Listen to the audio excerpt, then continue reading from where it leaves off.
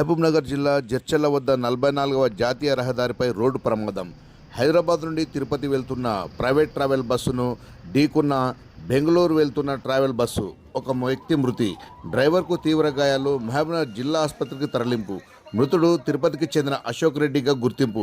Tirupati retired DSP Sambasiva Reddy కుమారుడిగా గుర్తింపు. భారీగా స్తంభించిన జాతీయ రహదారి.